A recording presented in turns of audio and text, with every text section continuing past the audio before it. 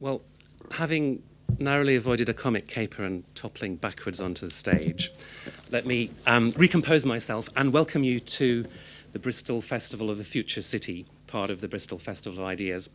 And we'd like to especially thank, for sponsoring this festival, the Arts Council of England, Innovate UK, Bristol City Council, and the University of the West of England. And if you want to tweet this or any other event, then please use the hashtag FutureCity15. My name is George Miller, I should say, because I'm always told to remember to say that. The subject of this hour is, what is the future of life and work in an age of artificial intelligence? And I'm delighted to have as our guest to discuss this, Jerry Kaplan. If I say that Jerry is the co-inventor of the online auction, patents now residing with eBay, and co-inventor of the first personal information manager and the first tablet computer, you'll get some sense of just how well qualified he is to talk about this issue. But his recent book, Humans Need Not Apply, makes clear that his interest extends far beyond the immediate commercial applicability of technology and includes its societal and indeed moral impacts. His book is full of thoughts such as, if automation is blind to the colour of your collar, what are the implications of that? Is humanity in danger of becoming roadkill on the information superhighway? And more optimistically, how can we reap the benefits of technology and avoid the worst of its disbenefits? The format of this session will be Jerry's going to talk for about half an hour, and then I'll ask him some follow-up questions as a result of that, and then we'll take questions from you. And I think it's going to be fairly interactive throughout. So please join with me, give a very warm welcome to Jerry Kaplan. Is it okay if I stand up and pace around? You won't have the mic a benefit, okay. but it's quite a small space, so we could. I could just take it with you. Sing like a lounge singer, feelings. Oh, you can. I think we've got a roving mic for you. Okay, got a roving mic. There we go. I have to do this to stay. Is it on? Hello. Okay. I can do this to stay awake. It's approaching 4 o'clock my time. They told me you can speak, but don't use slides.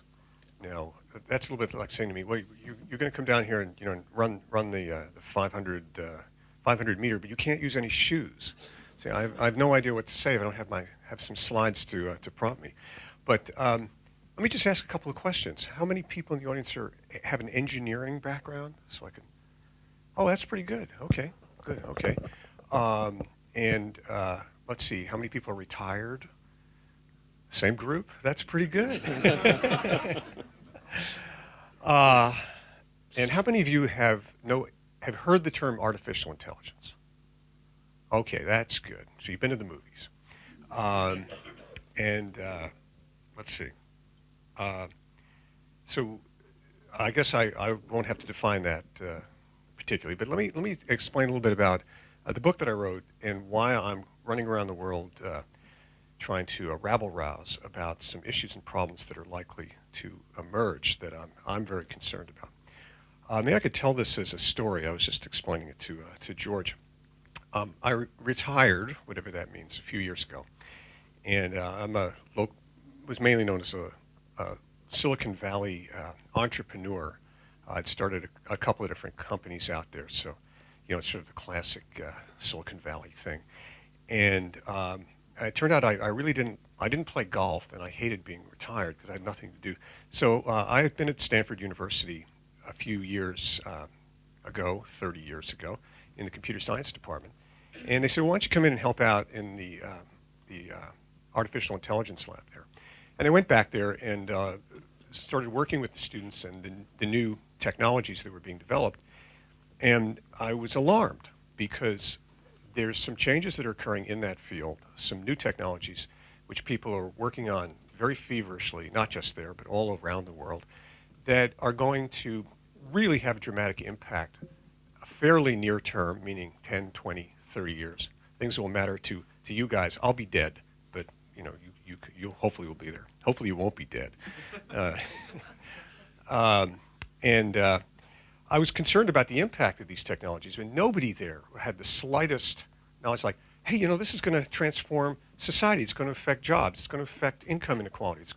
And they're like, well, that's interesting. Why don't you teach a course? So I have news for you. You guys know at Stanford University, I assume some of you have heard of this. Like, it's very hard to get into Stanford, but I will tell you, they'll let any idiot teach there. So I'm what's called a visiting lecturer at Stanford, and I developed a course called Ethics and Impact of Artificial Intelligence. And it's a very popular kind of lecture-style course, and people are like, oh, really? That's what we're working on? That's what this means? This is the potential effects it's going to have? And the news is both good and bad, and there's some things we're going to need to do as a society in terms of economic and social policies to avoid some very serious problems which will happen if we don't take action. If we just keep doing what we're doing right now, a lot of bad things are going to happen. So the good news is the future is very bright. Ultimately, the types of technologies we're developing are going to make us a much wealthier society, and that's a good thing. But the bad news is the transition from here to there is going to be potentially very brutal, and I'm already seeing the problems and effects that this is having.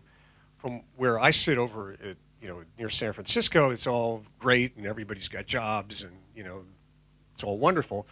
But there's a whole different class of people there and other people around the world who are actually being harmed by this technology in terms of their ability to get jobs and what kind of work is available and how the benefits and the economic benefits of these kind of technologies is not being distributed in the way that it needs to happen.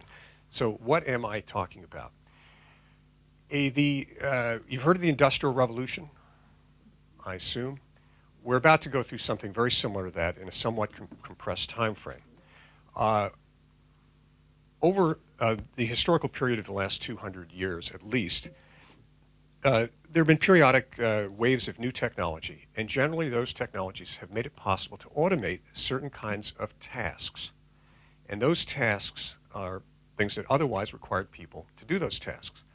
And so obviously people who did those tasks get thrown out of work. The classic, which is probably somewhere not too far from here, was the weavers and the automatic looms that came in due to, I think it was either water power or the steam engine. I'm not that good on that particular piece of history. And of course it was a big problem, and the Luddite Revolution was about smashing the looms so we would still keep our jobs. Well, today, a series of advances in artificial intelligence have made it possible to automate a whole variety of both white-collar and blue-collar work. I hope that's an expression that's used here. Okay. That previously there was no way to automate. And a very large proportion of the work that's going on today, maybe 30 or 40 or maybe 50% of the work that people are doing over the next 30 or 40 or 50 years can be performed automatically.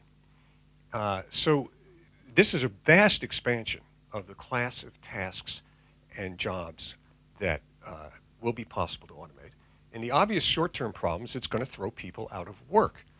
It's going to cause what's called structural unemployment. Structural unemployment means you've got people who have skills where that just don't match the needs of the employers.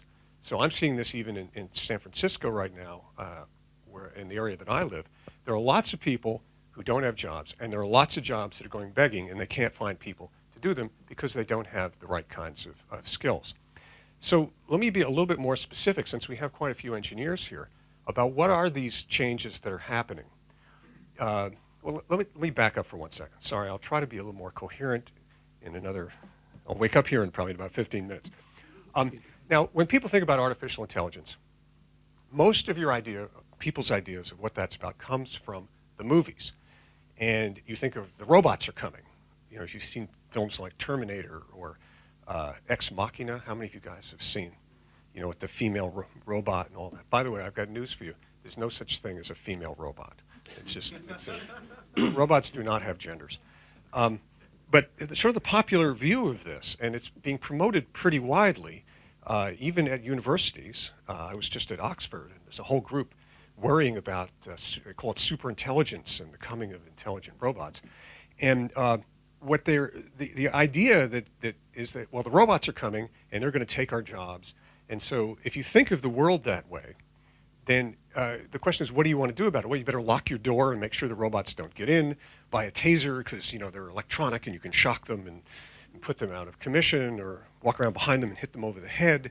And but that's not the way it's going to be. The robots aren't going to come like some invading army and walk in, and then we're going to show everybody to the door and fire them.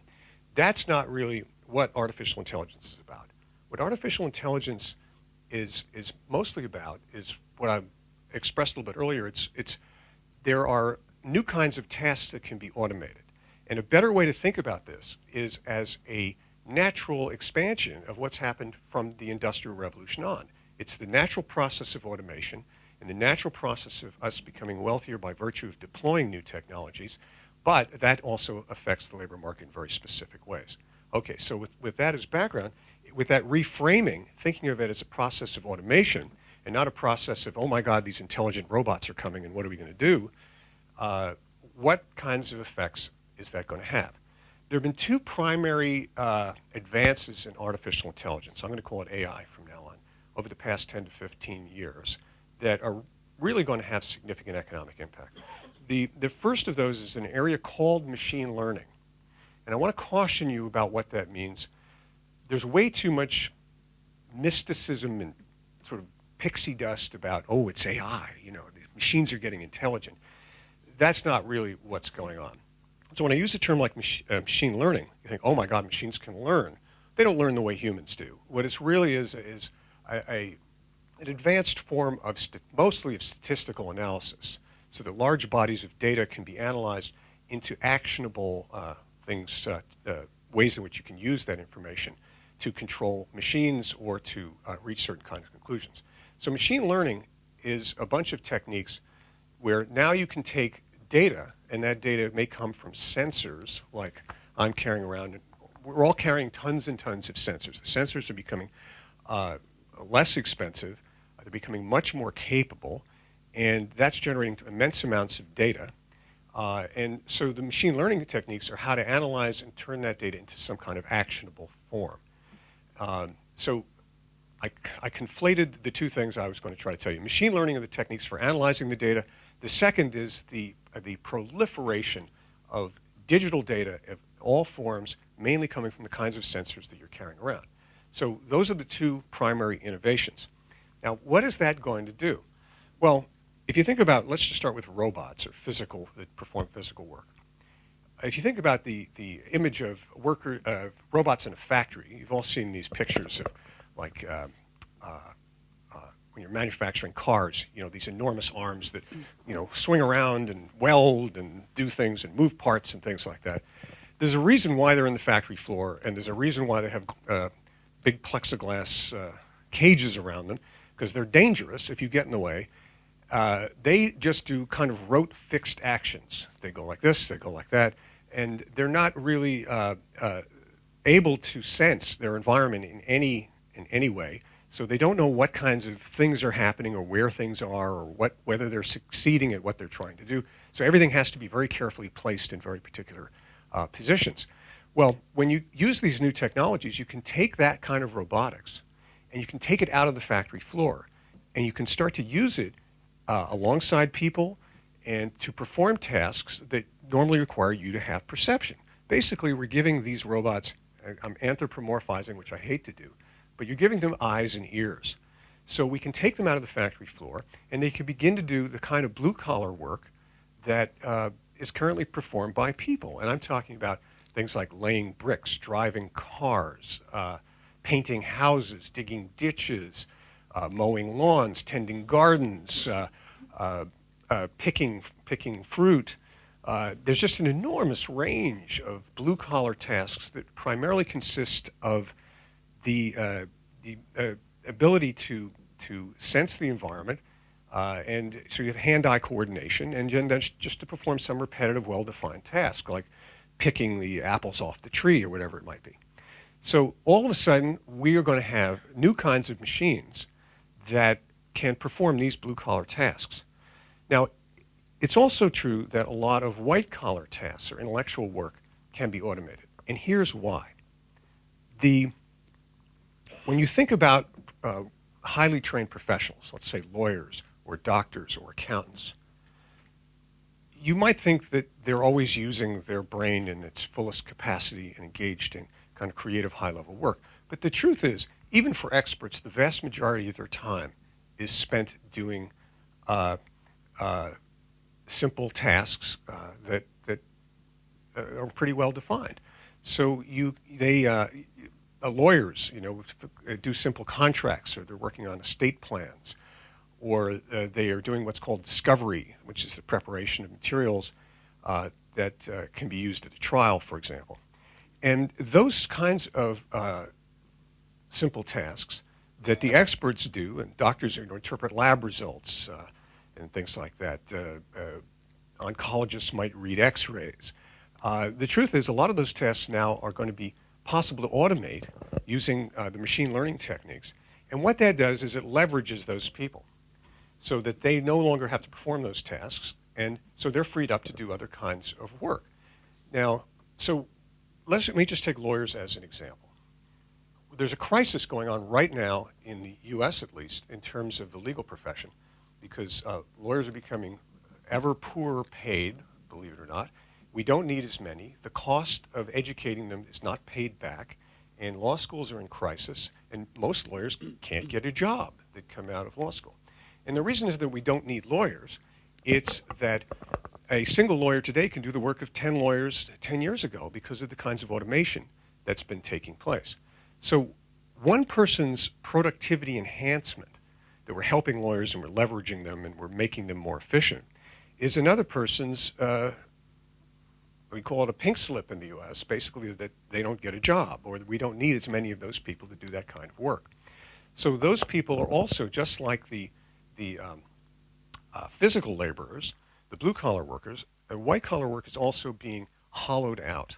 The tasks that those people are performing, a lot of them, most of the busy work that they do, you're not going to need to do. So they're also going to be affected. Another area that affects journalists, they're all very up in arms. The journalists love to write about this. There's a company called Narrative Science. I just met with the CEO of the company. They can take data that's flowing through the internet on things like sporting events or earnings releases that come from corporations, and they can write a simple story, like a press release. And it turns out that journalists, when they start out, that's what they do. They write these things for the first couple of years, and it's kind of boring work until they get to do the kind of work that George does now, which requires him to use his brain in a different way. So journalism is being significantly affected by this as well.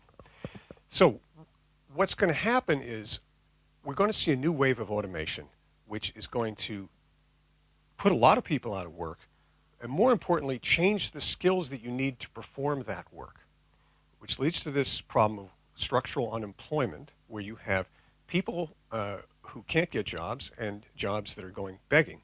It's not that there aren't going to be any more jobs. It's that there are new kinds of jobs and different kinds of jobs that people are going to have.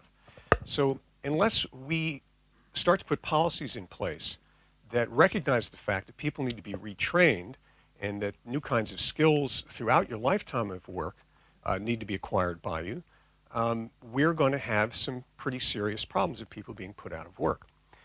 The other problem it's creating, which I'm also seeing firsthand and is very disturbing, is that we're going to see potentially going to see a dramatic increase in income inequality and wealth inequality. And the reason is pretty simple. I'm here today to tell you that Karl Marx was right. I've become kind of a neo-Marxist. And Karl Marx understood that automation was the process of the substitution of capital for labor. And it's a losing proposition for the workers, because the people who gain the benefits from that process of substitution are the people with the capital. And so people have the money to design and build and sell these new wondrous innovations are the ones under our current economic system that are going to get wealthier and wealthier, while other people fall by the wayside. Now, in the long run, all of this is going to work out. In the long run is 50 to 70 years. It's going to be a beautiful new world. We're all going to be wealthier, and everybody's going to be happy. It's going to be more like Star Trek than like Terminator, if you've seen either of those. So, but the problem is what happens in the interim. It can be pretty ugly. I don't want to be seeing my children live through a period of time when large parts of the population are starving and die off before we get to this brave new world, this wonderful new world that we're going to see. So I'm concerned about this, and I'm seeing the people in the Silicon Valley, as an example, invest in these new technologies, make tremendous fortunes. You know, we've got lots of 20-something billionaires walking around out there, and meanwhile, the people getting out of the local community colleges are lucky, consider themselves lucky if they can get a job as a barista at Starbucks. So this is a problem that we need to deal with. Now, the right way to deal with it, I'll come back to what I said a little bit earlier, that if you're thinking about this problem as the robots are coming and they're becoming more intelligent and somehow they're going to put us out of jobs because they're going to outsmart us, you don't really have the right framework to think about this process and how to solve this process. If you think of it as advances in automation and look at the history of the transformation of the labor force over time, then we do have the right framing. We can begin to realize that the issues and the solutions that we need to form are policy changes. Our economic system is becoming disconnected from the kinds of social policies that everybody, including the wealthy people, want to see in place. It's just not good to have the kind of income inequality that we have today. And the problem is these new technologies are going to make that much worse. Now, when I talk to U.S. audiences, they're very surprised to hear that income inequality in the U.S. is actually roughly equivalent to that in Russia and in India. So if you have a mental idea of what it must be like in India, lots and lots of poor people, just millions and millions of them, and a few middle-class people and a few very wealthy people. That's what it's like in the United States right now. People don't really understand or accept that, and once you point it out, they go, well, that's kind of true. There are an enormous number of people with very little money they can't afford. They're living with their parents now. God knows, I have 4 kids. I'll tell you this, and if that doesn't make you sympathetic, there are 4 girls. And if that doesn't tug on your heartstrings, they were all teenagers at the same time. So I hid under the bed for a couple of years. But the problem is that several of them are living at home now after having graduated from college because they can't afford to live anywhere else. Shame for me. In fact, this is my wife's here. This is our first trip out of town in like 20 years. It lasted more than 2 days. It's like a test run to see if they can not burn the house down, while we're out here. But I'm concerned for them because, what kind of training should they have, and how are they going to be able to support themselves and not just see their economic prospects wither away while, my buddies over on Sand Hill Road, the venture capital guys, are hammering out new basements so that they can put their wine cellars in. That's what I'm seeing go on, and I think it's a pretty ugly picture. So I've written a book, and I can tell you that George has actually read the book. This is a remarkable fact because he interviewed me. Actually, he's carrying around the proof copy. There are printed copies out there which you are welcome to take a look at, for sale in bookstores worldwide, and that really explains it at a better level of detail what this is all about, why this problem is happening, and has several suggestions for what we need to do about it. But the grand summary on that is we need to make changes to our economic system to deal with the transformation of the labor force and to deal with issues of income inequality so that the benefits of this new technology don't accrue to an ever smaller circle of extremely wealthy people, but benefits all of society as well. So how long did I go? That was great. That was 25 minutes. That was great. Oh, God, I kept myself awake for 25 minutes. So I would love to answer questions. I usually do better in that format, or from you, and try to bring this issue to life a little bit more for you. Okay. Thank you very much, Jerry. That was. You were both quite sobering and entertaining, which is quite an act. Good luck. Thank you. I am sober, just for the record. Put that back? Okay. Let me ask you a couple of things, and we can open it up. Just give us a sense of time frame, because some of the things you're talking about we can see on the horizon, but just how far off do you think the real step change when millions of people in transportation no longer have jobs, or the number of lawyers shrinks by 50%? How close are we? Well, tell me if I'm loud enough here. Everybody wants a crisp answer to this question, like, it'll be Thursday at 2 o'clock, everybody's out of work. But that's not really the way it's going to work. It's over a period of decades, we're going to slowly see some professions more than others, some more quickly than others, be hollowed out, and we'll just need fewer people to do that. I would say, in a 20 to 40-year time horizon, everybody's going to be very, very aware of this problem because they're going to see it right up close. To just pick one area, I think you may have touched on it, these particular technologies that I'm talking about are applied to self-driving cars. And you guys have probably seen that in the news. There's been a lot of publicity about this. I mean, I literally know the people who are doing that. And it's not just one group. Now it's all over the place. And where I live, you can now buy one of these that will drive itself on the highway. I understand that's not quite here yet. But I took one of my kids down to a Tesla dealership. You have Teslas here? Mm-hmm. Okay. They have a thing called SuperDrive, I think it's called. We took it out on the highway, pressed the button, and, it made its way around. You touch the turn signal, and it looks and changes lanes. It's already here. Now, it takes a while for these technologies to get commercialized. It's not like, boom, it's done. But the work that's going on, just area after area, there's new companies and startups and investment going. For machines that pick ripe strawberries, that milk cows, all kinds of crazy stuff, and it's a field day out there, in the research labs here too, developing and applying these new technologies. So just take self-driving cars for a minute. There are 3 million commercially licensed drivers in the United States at this present point in time. And long-haul trucking is the first area that's going to go, because believe it or not, it's easier to build one of these things to drive on the highway than it is in local traffic. But it does work. I've been in many autonomous vehicles, and there's an awful lot of work going on in infrastructure and law and all the things that are necessary to make this possible in the U.S. But, 10 to 20 years from now, I would say within 20 years, there'll be very, very little need for long-haul truck drivers. So those who are making their living as truck drivers are going to be out of work, fairly quickly. In the legal profession, it's absolutely happening, and it's happening right now. We're already having trouble. I'm appointed as a fellow in the Center for Legal Informatics at the law school, where we're dealing with information technology and the law, and the law school is in crisis at Stanford, precisely because they just don't need any more lawyers. And people still keep coming, and they can't pay back their student loans. So some of this stuff is very, very near term. Some of it will take longer, and it's going to happen progressively. But 20 years from now, I think it'll be very different than it is today. And you talked before we came on about audiences, people in California being excited about the potential, about enthusiastic, and you can understand that.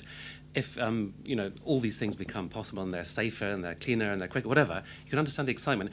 But I got the sense that there is not enough joined-up thinking going on about the implications. The technologists, the engineers are excited about what they're developing. People on the outside don't really understand the impacts, and politicians and policymakers. That's where the problem comes in. Most of what people think about this field and about what's happening comes from the movies, and that's sucking the oxygen out of the discussion because they don't really understand how that's going to be affecting what's really going on.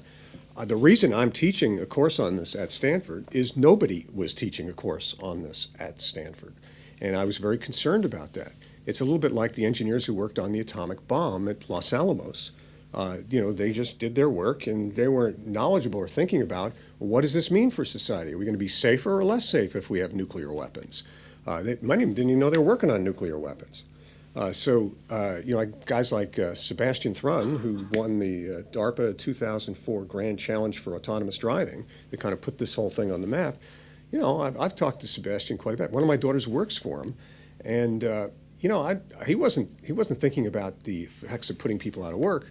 He was correctly, I think, thinking about the enormous economic benefits of this kind of technology and the fact that 30,000 people a year are killed on the highways in the United States, and he can probably cut that by 90% by using this particular technology. So if you live in the Silicon Valley, it's sort of this mythology, we're developing technology for a needy world. It's a great, fabulous thing. But we also need to deal with the negative effects of this. It's the externalities and the exporting of the risk and the problems that happen from the people developing it that I think there's a lack of awareness both within the field and within the technical community, and the policymakers don't even mention it. I mean, it's ridiculous. They have no idea what to do about this. And I guess the notion of a job for life disappeared quite some time ago. Yes, it did. But one of the arguments of the book is we have to be much more flexible in the way that we think about both our education, our training, our careers. What kind of ideas? Sure. Just maybe some of them from the book. Do you go into about how we need to re-engineer that whole education and work process? Sure. Well, the first thing to recognize is that the way our educational system has been set up is you go to school when you're young, you maybe learn a trade after you get some general education, and that's what you do for the rest of your life. Well, the problem is that's great if things aren't changing very quickly. If they are changing, the training that you get is not necessarily that valuable. And in the United States, it's a little better here. There are really great ways for you to tide yourself over for another year or 6 months or 18 months of going back to school to learn some new skills. Now, I've been joking around at Stanford saying that the PhDs that we're awarding to these students, they should come with expiration dates. You should have a PhD in computer science. It's worthless in 5 years if you don't learn a whole bunch of new things, and that's true. The stuff that I learned when I got my PhD in artificial intelligence, I'm sorry to say, in I don't even remember now, 79? Were you guys born by then? I don't know. No? Barely. I got a couple of young guys here, so I'm going to keep picking on them in the front. We were studying stuff that they would laugh at today because it's all automated and it's not interesting or necessary. So we need to have ways where it's normal for you to work for a while and then be able to finance and tide yourself over while you learn in new kinds of skills. So how do you do that? I'm going to talk about the United States because I'm very parochial and understand what's going on there. The big problem there is that vocational training is financed by the government. The government is the lender of first resort if you want to go back to school and become a licensed practical nurse. And the government's money is not connected to the needs of the marketplace. So they'll give you money to study anything you want to study, and you go and you study that stuff, and then you get out, and this happens all the time, and then you discover, my God, I can't make a living doing this, or I can't pay back this enormous student loan. So there's a big crisis going on about people defaulting on their student loans in the U.S. Well, that's because we're not investing in education there. We're giving away money, and then when people get out of school, we say, well, now you have to pay it back, but we haven't trained them to have the economic value and skills that they need in order to be able to pay that back. So first thing we can do is privatize that system in the same way that we did with mortgages about 50 years ago. And some of you, how many guys have a mortgage? Okay, so what you probably know is you're not really on the hook for that mortgage, 100% of that mortgage. You can walk away from your house, as many people did in the U.S. around 2008, 2009.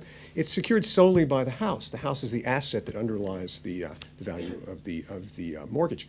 Well, we can have job mortgages, where you go to school and you pay back as a portion of your future income. Now, when you do that, the investors who are interested in getting paid back are going to make damn sure that the stuff that you're learning are things that are going to have an economic impact sufficient on your life in order to be able to pay that back. So that's a way we can begin to finance ongoing education and to tie the investment to the needs of the marketplace and the needs of employers. I think that's what you're referring to. Yeah. I mean, you said, Jerry, there will be more jobs, and I can see how there will be different jobs, but whereas, at one point, about a century ago, 90% of the American population worked in agriculture, and then there was a transition, and and industry took over as a major employer. It's very difficult to see, because the whole thing you're describing is about automation, which will be done by machines and artificial intelligence. It's very hard to see how we're going to have it, how even coming close to full employment could even be a dream in the future. Well, here's the weird thing. When people think about this, particularly policymakers, they're thinking statically. Well, let's look at the world today, and let's look at the jobs that people do today. And if half of them are out of work, okay, what are we going to do? How are we going to take from the rich and give to the poor and make sure these people live on welfare or whatever it is? That's not the right way to think about this problem. Because here's some other weird facts.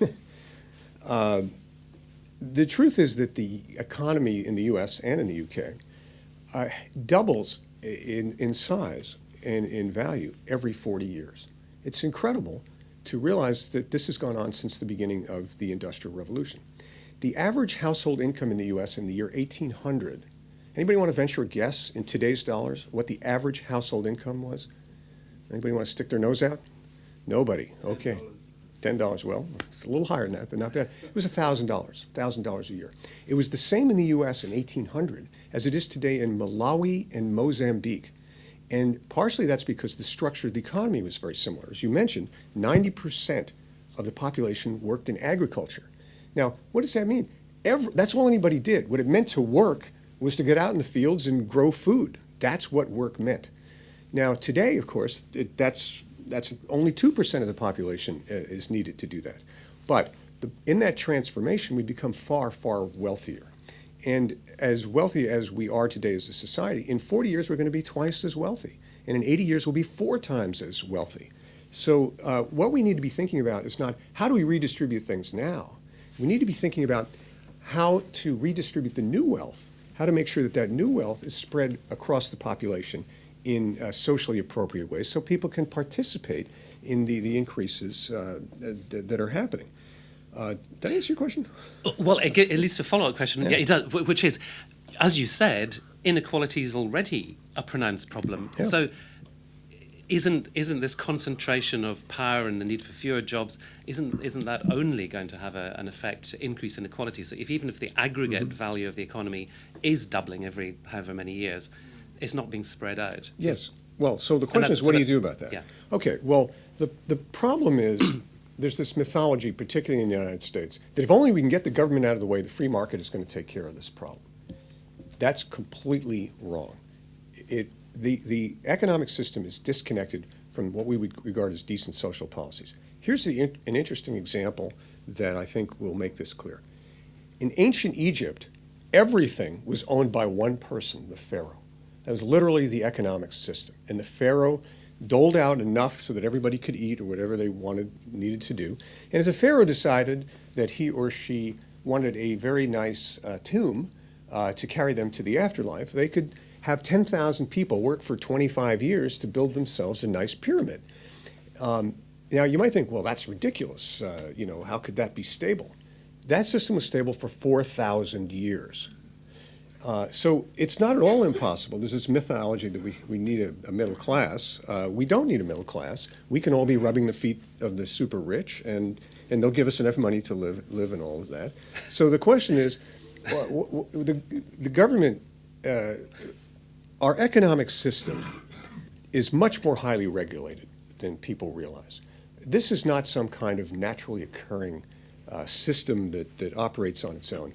There's enormous amounts of regulation that determine how investment gets made and who benefits and what kinds of returns and what kind of taxes occur and what industries get favored, whether mortgages you get a tax deduction for your payment on your mortgage in the U.S. So we need to be thinking about this in terms of policy changes, and we can make those changes, and there are lots of changes that we can make to help make sure that these benefits are more widely distributed. So in my book, one of the ideas, I'm not saying this is the right idea, or it's just one idea, the kind of thinking we need to do, is not to play Robin Hood and take from the rich and give to the poor. We can take corporate tax rates and we can make them progressive in the following sense. Companies whose equity is widely distributed, that is to say they have a lot of shareholders, can pay a lower tax rate than companies that are closely held, for example, by a particular family, as opposed to a company like Microsoft, oddly enough, has a very, very wide base of stockholders. Now, if they pay a lower tax, imagine 2 companies. One of them pays a much lower tax than the other, and they're in exactly the same business. One of them is owned by a family, one of them is owned by 5 million stockholders. Well, the one with the lower tax rate is going to have a competitive advantage in the marketplace, and it's going to grow at the expense of the more closely held company. And so just by having a progressive tax rate, we can set economic incentives in a way that will tilt the playing field toward companies whose profitability benefits a much wider swath of the population. And trust me, if we do things like that, those companies will figure out how to get stock into their hands. You may be down here buying at Tesco or Marks and Sparks, as I got the Marks and Spencers. And you know, at the checkout stand, you may be earning points toward purchasing, toward getting stock or a discount on stock in their company, because that's going to be making them more profitable. So that's an example of the kinds of progressive economic thinking that I think can really make a difference in these problems.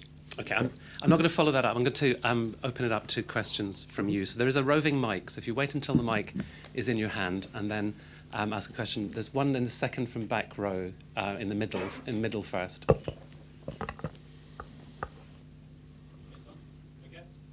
I can hear you, but I don't think it doesn't sound like the mic's on.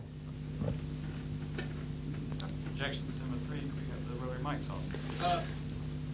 Thanks very much. Just yell. For your presentation, which was really interesting and encouraging. I was getting a little bit, one question I was going to try and frame for you was around that question of privatising the market for investment in university research. I was getting a little bit anxious about that. And then what you just said then about that the market is not a natural phenomenon, it needs to be carefully regulated, and it's a kind of a social system or like an apparatus that we need to be very careful how we manage. I think I completely agree with. If you added in maybe some regulation of executive salaries, as well as shareholder tax rates pegged to shareholders, then I think you're really onto something there. Because Thomas Piketty, the French economist, said that that's one of the single most significant factors in the unequalization of income over the last 10 or 20 years in the advanced economy. Yes, absolutely. Piketty, I heard him speak about two or 3 weeks ago, and economists look at data, and data comes from the past, and so he's talking about what he's able to analyze from the past. So he's got half the equation. I'm what loosely is called a futurist. I'm thinking about what's going to happen in the future and how these technologies are going to affect things, because that's what I'm seeing. But Piketty makes some very interesting points. Even if you look at the United States, tax rates have come down dramatically, and that's because of the influence that the rich have on the political system. It's a whole other lecture and a different topic. But the point, what he pointed out, is during the period of greatest economic expansion and the rise of the middle class, taxes on the rich were far higher than they are today. And so there's a very good argument that we should return to those kinds of tax rates for a variety of different reasons. And I think that's one of the many solutions we should have. A second one, which is surprisingly widely talked about, is the notion of guaranteed basic income, that there's a certain minimum amount of money that everybody gets so they can eat and so they can live somewhere. And one school of thought in the United States, known as Republicans, believe that, well, if you put everybody on welfare, nobody's going to work. They're just going to be loafers and leeches on society. But all of the economic data correctly points out that's not the case at all. When you know that you're not going to starve, that's when you're willing to take risks and, you know, say, hey, I think I could open up a fruit stand on that corner, and I think I could make money selling newspapers or whatever it might be. That's when people are willing to take those risks, as opposed to taking the lowest possible job that will guarantee them some kind of ongoing paycheck or security. So these are good examples of policies that we need to do. Next. Hello, hi. Hi. Hi there. So I have two connected questions. One's quite light in that I was interested in the people that you're teaching and the different research that they're doing. Who is working on projects that revalue the kind of work that will be left for us? Mm-hmm. I'm talking about the kind of like work about nurturing and work about building Right. society and building community. I'd be really interested to hear some examples of those kind of new emergent projects that are coming out. And I guess my second question is related in that in the sort of ethics that you're teaching, what distinction is made between the kind of work that we should automate and the kind of work that we shouldn't automate? For me, something that's informatic, like law, seems like a very sensible thing to automate, whereas something that involves a human hand picking a growing apple, that is something that should be saved for humans to cherish that kind of work. And then that sort of loops back into my first question of who is building the technologies that will allow us to cherish human work. Okay, I kind of agree with the implications of your first and disagree totally with the implications of your second. There's no reason to preserve work so people can pick fruit off a tree. That's my point of view. What we should be thinking, the interesting question is, okay, what are the jobs of the future? Maybe I can interpret it that way and then talk about what's happening, which is nothing, at Stanford to worry about exactly the problem that you're discussing. We've already mentioned that there's an enormous transition of the labor force from agriculture to non-agricultural work. But that didn't put 90% of the people out of work. We found different kinds of jobs came up. Now, what's the future of work going to look like? It's not that, say half the current work goes away. That doesn't mean all we're left with is the other half. There's there'll be whole emerging sets of industries, if you will, that will do a different kind of work. And mostly that's things that require person-to-person interaction. Things where nobody wants to go to a robotic undertaker who says, "I am so sorry for your loss." You want somebody who can express sympathy. There's competitive gaming. People may make their livings playing video games, competing in teams and all of that. And there'll be plenty of wealth around to be able to pay those people. And it may be a form of entertainment. Performance. Nobody wants to watch robots play tennis at Wimbledon. Nobody wants to see robots drive cars or race cars around a track. That's not interesting. You don't want a personal shopper that's a robot. I was thinking about like a creative chef at the kinds of lovely little shops that you have around here coming up with new things. A robot can't do that. It can't taste anything. So those are not jobs that need to be automated. So we may have a future of work that's very different and much more human than the kinds of work that goes on today. You may be flower arrangers or making a special kind of malt in your backyard.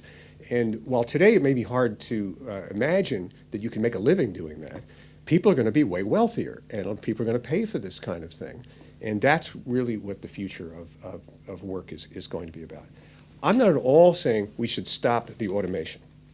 I'm talking about making sure that our economic and social policies alter to be able to make sure that these benefits are widely distributed and give people an opportunity to participate in this future better economy.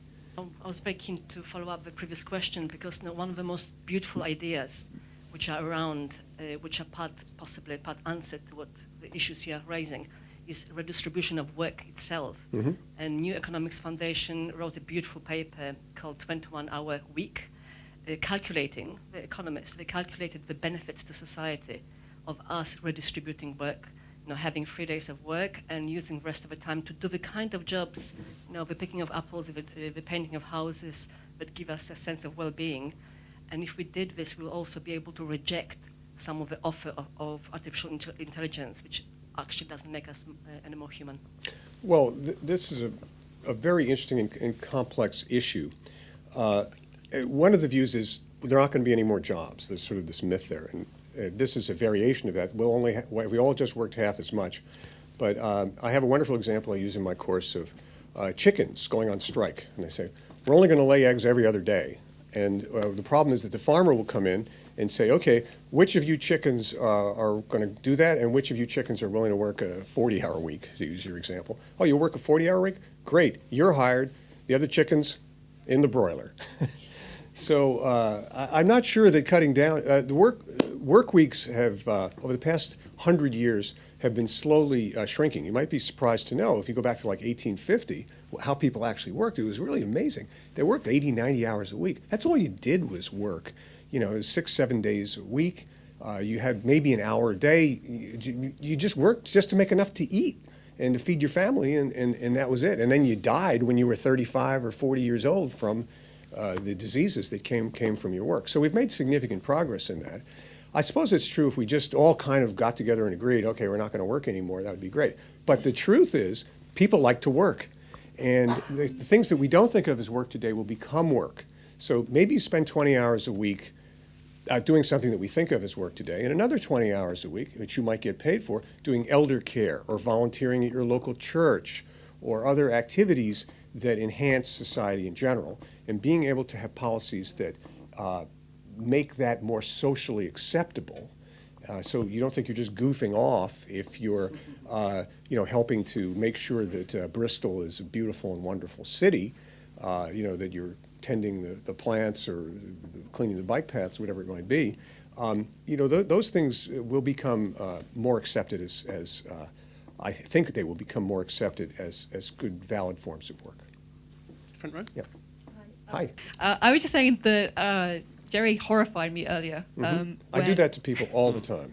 When you were describing how Just the ask my market kids. should decide what people should study at university or at stages of their life. Because at the moment, the market doesn't seem to value the very human traits and the humanness that you seem to be kind of pushing to. And there's a big debate in the UK about what we call STEM versus STEAM subjects. So the huge emphasis on science, technology, Those are the STEMs. economics, maths. And it seems to be missing out an entire more human, kind of softer side of things, like the arts.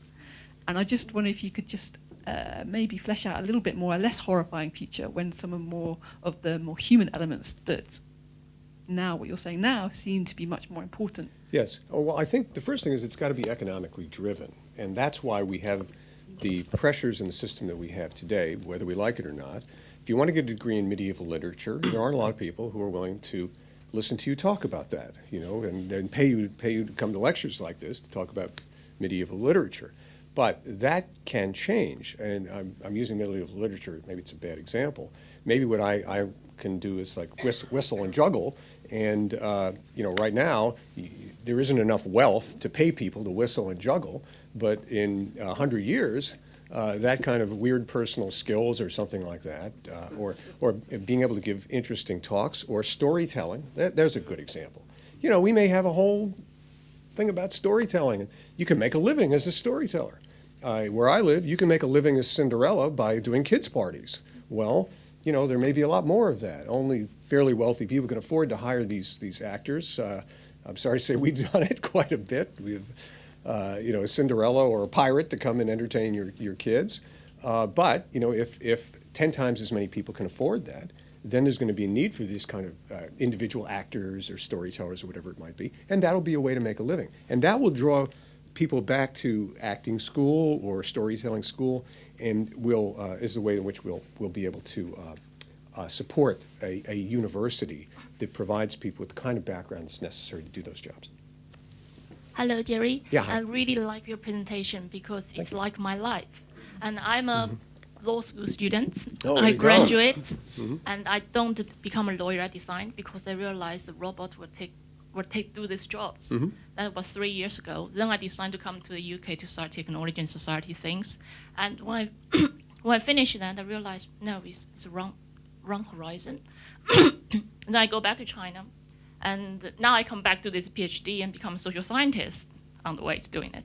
I'm trying to bring this kind of thinking into my work, but I find it so hard because the existing thinking systems or paradigms not allow those things to done. If apply half in AI in my social scientist work, that would be horrifying. And people say, well, where's methodology? Where's all these things? It just can't fit into the existing system. In the end, I decided, no, just give up. Just do what now the system asks me to do. Then when I graduate, maybe carry on to do something else. Yeah. Well, I think it's a very difficult problem, and you're kind of reinforcing my point. What you want to do and the systems that we have are not really permitting you to make full use of your intellectual capability and your desire and willingness to work. And there are policy changes we can make where the things that you want to do will become much more valuable in the future, and those are the things that we should be talking about. Yeah. I've got a quick question, a little bit more about the sort of practical application of these technologies. Yeah. So creativity is often seen as a sort of last bastion of human intelligence, where it's something that we have a mystical thinking about. We think it'd be very hard for a machine to be able to do that. How do you see these technologies influencing the creative industries? And also, you spoke a lot about retraining people and changing our thoughts on education. Mm-hmm. If we think of these technologies as a tool of automation rather than competition, how could that tool help us with that challenge as well? Well, let me talk about creativity. I mean, yeah, I suppose you could say that creativity is uniquely human. But the reason that artificial intelligence is so misunderstood is that we're taking tasks that previously required a lot of human attention and skill, and we're finding ways to automate them. So your natural thought is, well, now the machines are becoming intelligent and skillful. But that's not really the case. What's really going on is there are other ways to solve those problems. So whether creativity, I'm a little skeptical, because you can build machines that can do work, that they can compose symphonies. And if people like to listen to the symphonies that machines compose, that's fine. Now, I'm a jazz piano player. To me, jazz piano is the quintessential expression of human emotion done in real time. Now, I'm not interested in hearing a machine do that, even if it creates, quote, beautiful music. So our whole notion of creativity may actually have to shift, and what constitutes something that is creative versus not, may be very different in the future than it is today. This will have to be the last one. I'm really sorry, but this should have to be the last question. There's a presumption here that I guess there will be jobs, so that there will be a tipping point of jobs that will satisfy the economic, continued development, I guess. And I was just wondering if you could see an environment which there wasn't enough jobs and that would be shrinking, and then that we'd have to find a new system perhaps. Or I'm not of the opinion that there will not be jobs. There are plenty of jobs, and and when you have more wealth, it generates more jobs in new kinds of industries. And it may be that arranging fresh flowers to be put into your house every day is something that all of a sudden people can't do without that. The example I like to use is today in the U.S., I don't know what the facts and figures are here, so please permit me. 70% of the people take a shower every day. I don't know in the U.K. Probably maybe higher than that, I'll say. But I won't do a show of hands. How many people had a shower? I see if 70% of the hands go up. So 70% of these people think that's a requirement. They have to have a shower every day, and so they need a shower and all of that kind of thing. 50 years ago, the average was once a week. I was alive back then, and let me tell you, it didn't smell very good. But the truth is, what you want and the values that you have change, and that generates the need for jobs. That may be kind of a silly example, but I'm saying, you may think, my God, I don't have fresh flowers in the house today. That may be something terrible. Well, now you're willing to spend money on fresh flowers, and you've got it. You're working at Starbucks, and instead of making 50 today in the U.S., like $30,000 a year, you're now making $70,000 a year, and that's real money. You're going to be much more willing to spend that money on little things that might make your life a little more pleasant. That's going to generate more jobs. People don't just work because they want money. People work for a lot of reasons: personal fulfillment, a sense of contribution to society, interaction with others. These are all reasons that people work. And so when we look at it today, you've got to keep those things in mind when you think about what kind of jobs that are going to be in the future. Our current jobs are going away. We're not all picking fruit in the field right now, but there'll be new kinds of jobs just as there have been in the past. And I ultimately, it will right itself. If there are not enough jobs for the people, there will be fewer people. One way or another. So necessarily the whole thing matches and mates up. It just may be really ugly what happens to the excess people in the interim. I know lots of you still have questions, and I'm sorry we haven't been able to fit all of them in. Jerry is going to be signing copies of his book. If you walk through the cafe to the book table, I'm sure he'd be happy to continue the conversation there. It only remains for me to thank you all very much for coming today, and to ask you to join me in thanking Jerry Kaplan for such a stimulating hour. Thank you.